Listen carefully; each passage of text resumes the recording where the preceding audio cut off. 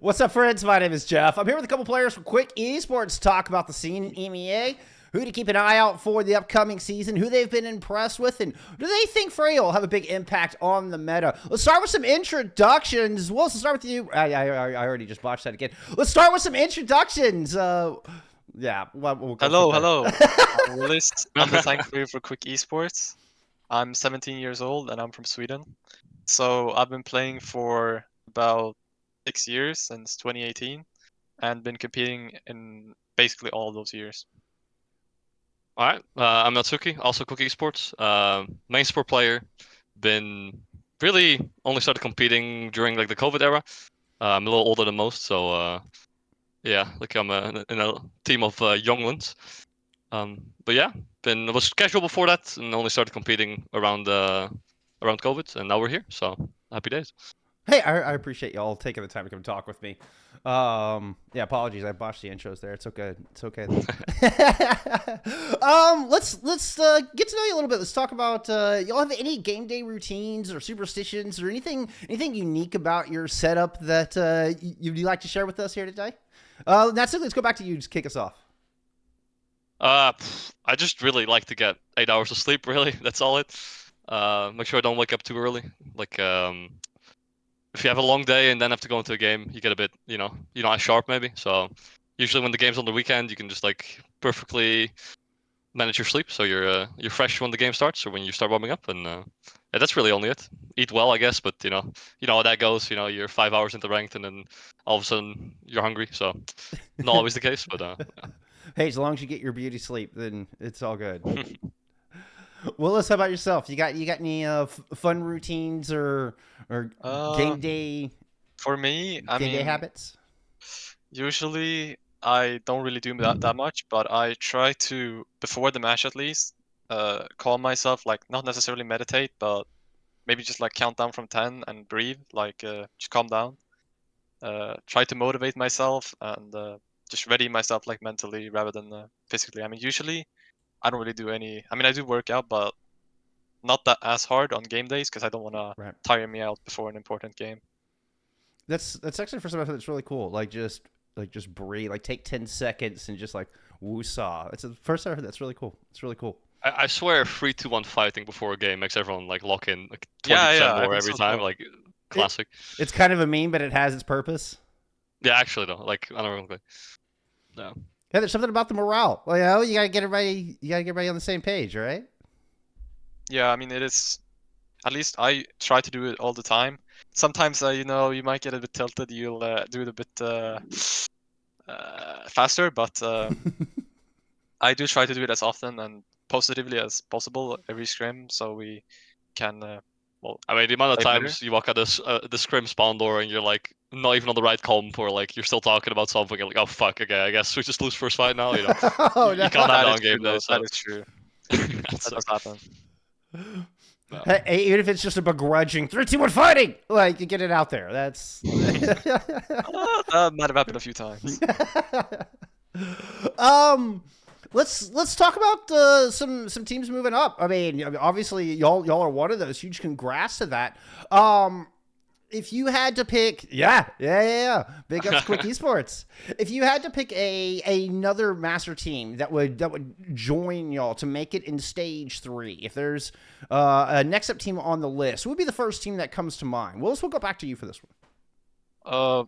I mean, I think if Vision plays this next FACEIT Masters, then they should probably. I don't think they are actually.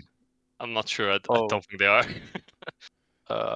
Okay, well, either way, that was this is misinformation, but I looked at FACEIT yesterday and I saw them with like only their manager in the thing, so I feel like they're not playing, but I'm not sure. Speculation here on my part. Maybe if some core players from TA build another team, I don't necessarily know if they will play under TA specifically, but if they do make a team, I think they should be able to come into OWCS next time. Yeah, absolutely. Natsuki throwing a wrench into your original answer there. Yeah, I can't lie. I had to. I kind of threw a wrench in my own think. answer because I was gonna say TA, so it's like at least some of the players there. I mean, Okay. Tom has been my teammate for a little bit last year as well, so like I think he's really talented. I'm not sure if he's playing. Some of those guys on that team, yeah, they were a favorite to win initially, right? Obviously, it didn't go their way, but yeah, they still have the skill to make it happen. So if they get a good core together, maybe with some of the pieces that are off, like Sakura and stuff, I feel like they could probably make something work. Yeah.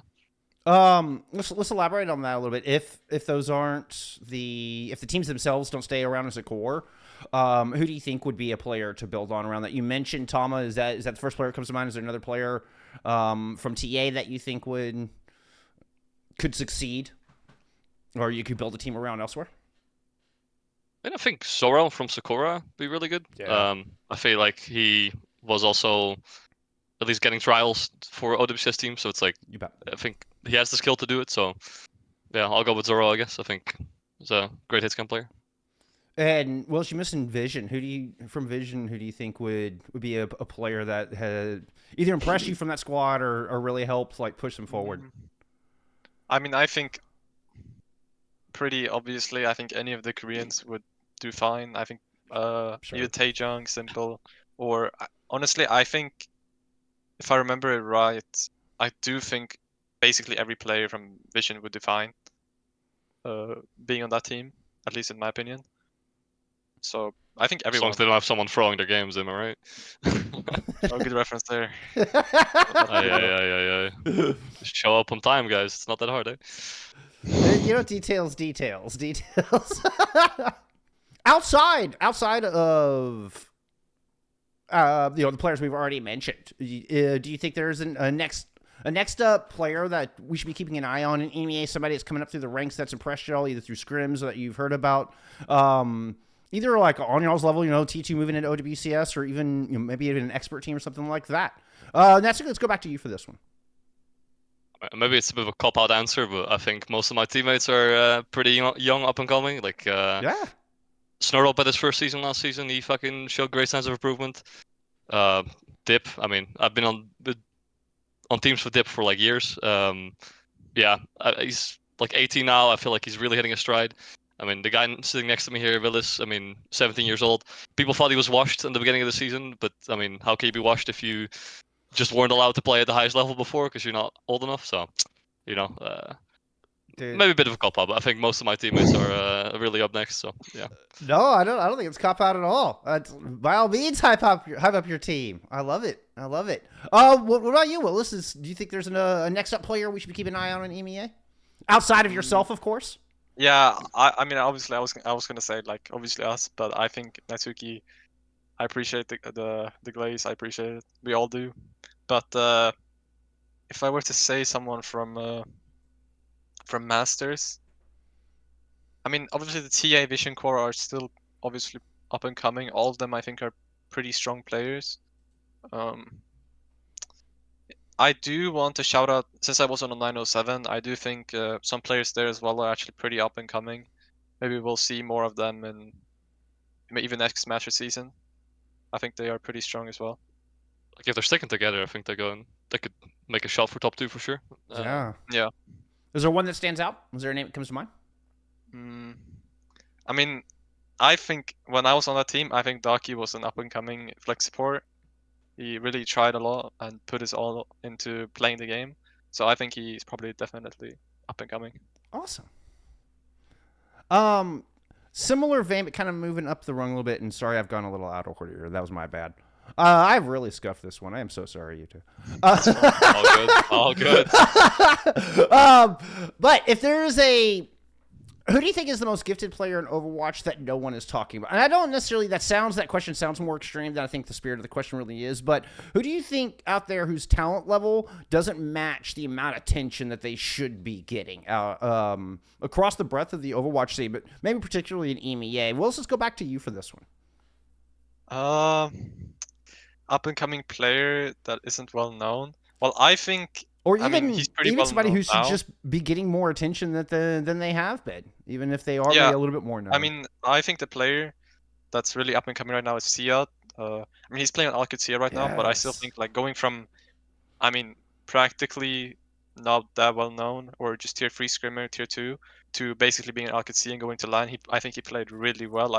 I watched his Diva gameplay, and I think it was really impressive. So I definitely think he's up and coming, and underrated as a player. Yeah, you bet. One of the players that stood out to me when I was going through trying to have my own personal answers to this, and that was definitely one of the names that came to my mind. What do you think, Natsuki? Who do you think is somebody who's more talented than the amount of attention they deserve or that they get? I feel like it's a bit tough because I feel like everyone in OWCS, at least the top 6 teams that were still in, like they all have good rep. Like they're fair. nobody really doubts any of them realistically. So yeah, maybe Ziad, as you said. I mean, Zerion is a homie of mine. I like Zerion a lot. I think he's an insane flex support. I played with him for like maybe 2 months on New Age last year. Like instantly made an impact. Instantly made our team better. And then we got top 8 in FACEIT season 1, I think. So Yeah. I think Zerion might be a shout, but yeah. I think Zerion's a great pick for that, actually. Zerion's a great shout. So we've just recently had our very first promotion relegation matches in the history of Overwatch Esports, kind of introducing this into the scene. What kind of change does this have for the ecosystem? Does this have an effect on your motivations as players, as teams? And what kind of change do you think it has overall? Well, let's just start with you for this one. I definitely think it's a good change because I mean, just looking at the result of this relegation, with all NA and EU teams getting swapped, like 2 NA teams coming in new, and then 2 new EU teams, that just shows that, I mean, not to be rude, but the teams that were in, they didn't deserve it, and that Oh, they put it like they put in the effort to actually accomplish that, and I think that's a good thing for the scene because you allow people to actually through effort alone qualify into OWCS instead of getting picked up by another team. Yeah, absolutely. Now, Suki, what are your thoughts on the PNR matches? I think it's good. I feel like people were asking to also implement it between expert and master, do the same thing. I think the one caveat I have is that I think it screwed over Sakura and Division a little bit because going into OWCS Stage 1, they knew they were kind of the worst teams there, and then they played each other in like week 1 or 2, and especially for Sakura, who lost Division like in a 3-2 or 3-1, I think. Like their season was over. Like they knew they were going to go to promotion relegation, but it took like another month and a half, maybe 2 months to get the promotion relegation while we were still playing Masters. And if you don't have a really good group of guys together that like are willing to keep scrimming and keep improving, like that's a long time to keep motivated for a promotion relegation that might not happen. Same with Division, even like with Imo getting banned and AOI not really being with the team anymore for SEL. That's kind of tough for them to keep that roster together and scrimming and improving. Whereas we were constantly playing matches in Masters, like 2 or 3 a week plus playoffs, already in like the zone.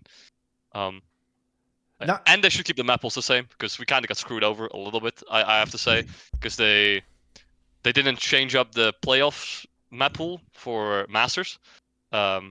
They tried to change it to the promotion relegation one, but then they didn't because some of the lower, like the 7th, 8th teams said no, we don't want to, which is stupid because then you win Masters and then what? Like you're at a disadvantage because you only have 1 week to practice a new map pool for promotion relegation. So that's a bit fucked. But I mean, probably coordinating those shouldn't be too hard. So hopefully they deal with that. And then I think we'll have a place for suggestions later. We'll have a place for suggestions later. Oh, okay. Well, no, you're good. You're shoot on my low too early. No, you're good. There is something to be said for, like, from y'all's perspective, as one of the master teams, you're winning all season. You're coming through. Not only are you playing a lot more games, but you're able to build confidence and momentum through that as well. Whereas a team like Vision or Sakura's kind of getting their butts beat a little bit for 2.5 months, and then coming in with not nearly as much confidence or wind in the sails, I'd imagine. So there's definitely some interesting caveats there. As a squad, did that We have this is the only interview I've got two players from the same team, and y'all have just recently made it through those PNR matches. Did that help motivate y'all to play harder throughout that Master season through season 4 of Master Division?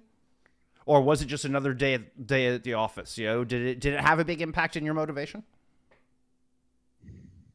I think whoever wants to chime up here, yeah. I think during the regular season, because it's so long, I mean, we're not saying we're not always trying, because we're always trying, but of course. The energy felt way different. Yeah. Whereas when we got into playoffs, we had a good talk together, and we're like, okay, we got 4th for regular season. We dropped some games we shouldn't drop. We dropped maps we shouldn't drop. Let's really like hammer down these 2 weeks for playoffs, and especially promotion relegation being right after. I think we just kept the flow going. We had some good momentum, beating TA, beating Frost Hills. So we were really confident, and we kept going.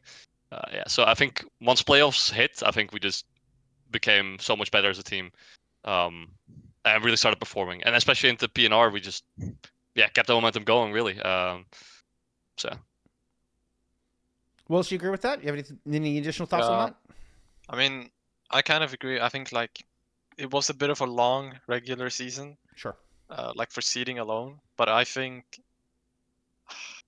it's like we kind of like half-assed the regular season, and then like when we got to playoffs, we were like, that was actually pretty bad. So we actually had to commit more effort into, improving during the playoffs. So at least that's what I think. Yeah, I mean, it makes sense. It makes total sense. All right, let's keep moving forward. What's your general opinion on the current meta right now, and the way the meta has been over the past couple months? Do you enjoy it? I know particularly for Season 4, it seemed to vary more on maps than it has in the past. Do y'all prefer a more predictable meta where you're kind of playing the same thing all the time, or do you like a meta where it shifts more and being more map dependent? Willis, let's go back to you to kick this one off, as the tank player in particular. Yeah. So I personally think right now there is no clear meta. I think you can basically play everything. I do think Monkey is slightly better than all other tanks right now. So if you're an extremely good Monkey team, because you disagree with that, Nat, but if you're an extremely good Monkey team, then you can make it work pretty well. But I do think right now it's a pretty good spot in terms of balancing. Almost all tanks survive, besides like obvious tanks you aren't picking like Hog, right? Unless you're some teams. But I like the meta. You can play everything, and that makes more like it gives you more opportunities for strategic variance, and it also, like, at least in my opinion as a tank player, I like more chaotic metas. So you have more prepping to do, and there's more, like, even though all metas have the same core, like understanding, being able to swap between comps takes quite a lot of skill, and I do like that as like an aspect of the game. Enjoy kind of the cerebral aspect of that, of when to swap and what to play, that kind of thing. Yeah, I mean, obviously I'm not like for counter swapping, but no, that's not the same though. I mean, yeah, but I think if you understand how to play different styles of comms, is what I mean, then I think it's very interesting. Fair enough. Natsuki, what are your thoughts on the meta? You enjoy swapping around, or do you prefer a more predictable state? Yeah, I enjoyed the hero ban aspect of it. I think it allows for a lot more strategic depth before the game, especially in relegation. Like I can't remember what we banned, but we banned, I think, Hazard, we banned one of our own better heroes to force a Hazard matchup, which we banned Hazard, which is one of our current best picks, against Vision, to force him onto Monkey so we could counter him, kind of thing. There's a lot of things you can do if you're confident enough to get an edge, and I think that's really fun. And meta-wise, I feel like it'll swap a lot over the coming 2-3 weeks when we're winding up for WCS, as people start scrimming more. Freya's getting buffs. She was already okay, so we'll probably touch on that later, but I think that will probably swap things up. But yeah, overall I'm having a good time. I think we like to play to our strengths. In a core sense, we also think every comp is the same, and we should still do the basics and the fundamentals really right, and we're trying to focus on that a lot.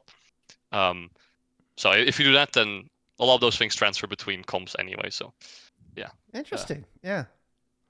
With the fundamentals, then they play. There's a lot of things that play the same, no matter what hero you're on. Let's feed right into Freya, and that's we can keep that one going. So, I mean, do you think the new hero is going to have a big impact? Is she going to be as impactful as Hazard was on the meta?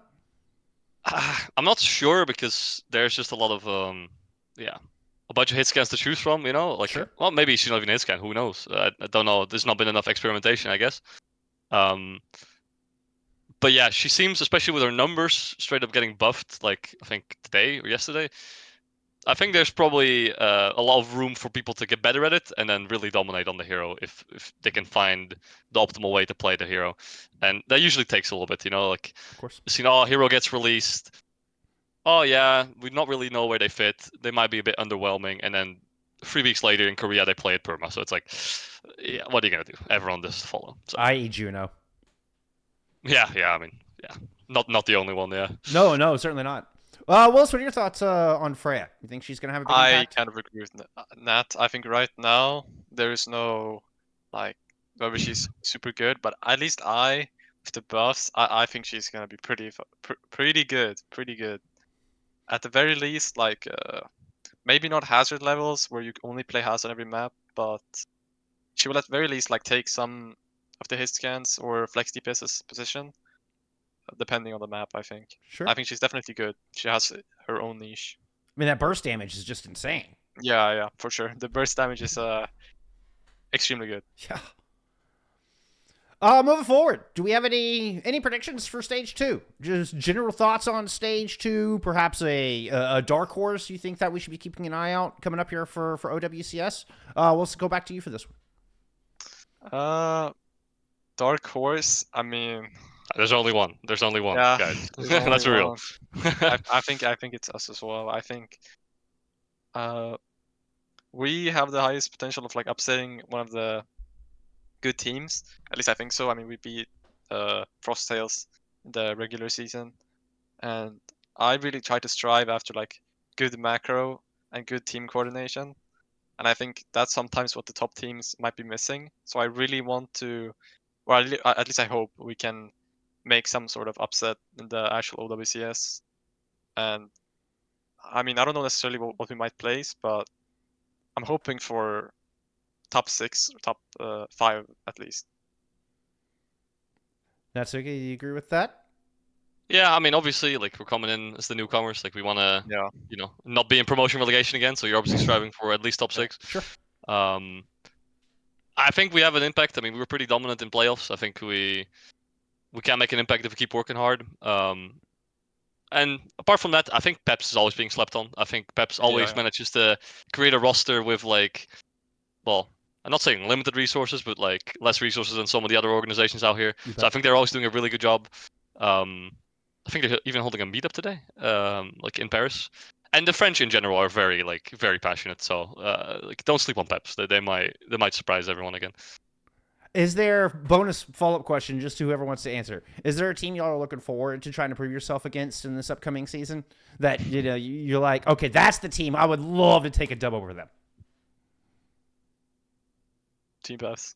Is it Peps? Did that really just circle back? I mean, that was unintentional. I think like, okay, maybe you expect me to say like, I wasn't don't know, expecting anything. I mean, okay, sure. but I think like at least the team I want to win like 100% is Team Peps and Frosttails, and then the team which would be crazy to upset is like TM or TU. Those are teams I really want to upset, and then VP obviously. Like all the good teams basically I want to upset, but the ones I'm realistic about are Genji and TM. Yeah, I mean, realistically, we are fighting with Peps, so yeah, let's try and beat them. Obviously, Frosttails don't count them out either, right? Right. Any team with the French mafia is scary, so be careful of that. I mean, any win we can get, we'll take. You know, like we're just looking to show our best, you know. And if that's good enough to get some W's, then that's good enough. And if not, then we just have to keep working harder. So, yeah. Yeah. I think it's a great mindset. I think it's awesome. I'm sorry, I went off script a little bit. I was just curious. That's all good. All right, here's a spot for suggestions. If you there was one positive change we could make Something just moving forward could come from anywhere in the scene, from Blizzard themselves, from tournament organizers, from content creators, from other teams and players. What would be one thing that you would like to see change moving forward to help the competitive scene grow? Natsuki, let's go back to you for this last question. I mean, there's one thing on my mind. It's one of the biggest reasons anyone should still be playing this game, and that's just to go to LANs. It's always so fun. Obviously, like only top 2, top 3 go to like the big tournaments, like the majors. But like I've been going to like 3 or 4 LANs in France already. I think the French are the only ones putting up tournaments right now. Right. Obviously, France is a bit central in Europe, so it's easy to get to. But they're always so fun. Yeah, the French are really passionate in that regard, and I think it's always so fun to show up to LAN, play on stage, just meet the people you play with all the time, like online, and yeah, it's one of the best feelings ever. People need to make more LANs. It's not as easy because obviously financially it's very hard to get that going. But yes, sir. Oh man, it would be so fun if there's just like a LAN every month anywhere in Europe and people could show up and play. It's just, yeah, I don't know. Just hang out with Overwatch gamers, just the community aspect of it. More LANs, more LANs. Exactly. Willis, what's something you'd like to see changed or improved or more of moving forward here in our Overwatch I can't scene? lie, that was my suggestion as well. I mean, Hey, I think that's maybe okay. You can have the same maybe if suggestion. could increase the number of total teams at a LAN, like the international ones to 16. That would be pretty sick. And I think technically they already have this for FACEIT, but if they could have like some bonus for making like country-specific LANs more often, like maybe, I mean, if you use my country as an example, like if there was a Swedish LAN that got like because you make a LAN, you get like some X amount of money from Blizzard. That could be pretty cool. It incentivizes like more LANs. Like the old World Cup thingy, where like there was like a tournament in every yeah, country exactly. to get into trials or some That's shit. what Yeah. I'm thinking of. Maybe. I don't know. I think that's about it. That's all I can think of. I'm I saying, have look one like more you were cooking suggestion there for for a FACEIT. moment. Go ahead. What you got now? Please, FACEIT admins, I beg you, if you make us play a 15-round round robin for seeding, please do not let the first map in playoffs be randomly decided instead of just the higher seed picks. I beg. I was losing my mind when I was arguing for that decision. Yeah, please. Like, if you make people play 15 games of regular season, please let it mean something. Like, I beg. Like, really, I beg. Yeah, I feel like that will be sorted next season, but just venting some frustration here. No, that's a great suggestion. I mean, that's what it's about. I mean, improve the competitive integrity of it all, and like you say, make it worth something. Yeah. So you get that first map pick is huge. Like, how many map 5 bangers did we see in playoffs? Like, it was an incredible amount of map 5s. That map 1 pick is so important. So, yeah, no, totally valid. Totally valid. All right, that's all I got for you. Thank you so much for taking the time to come chat. Where can fans find you online? The floor is y'all's. We'll go back to you. Where can fans find you online? I mean, you can find me on Twitter at Willys 072. On Twitch as well. I'm gonna try to start streaming now. I've been told multiple times that I should be doing it. It's Willys07_W, and I don't have a YouTube channel yet, so that's a to be made in the future, maybe. Do it. Stream more. I'll be there. All right. Nat? I mean, if people are interested, you can find me on Twitter, NielsVH_W. But realistically, doesn't really matter. Rather just go look at the people that actually stream and actually want to get some audience. So look at Dip, look at Skytor. I think Dip_OW on Twitch, Skytor_OW on Twitch. Go check out my teammates. They're good players. They're fun to be around. So yeah. Snowdrop as well. Actually, he streams as well. I think Zydra streams. Everyone on my team streams. Just go somewhere on the quick website and find their streams. Honestly. Shout out Snowdrop. All right. Thank you so much, guys. I really appreciate it. That's all I got for you. We'll see you in the next one. Bye, y'all. Bye. Cheers. All right. Bye-bye.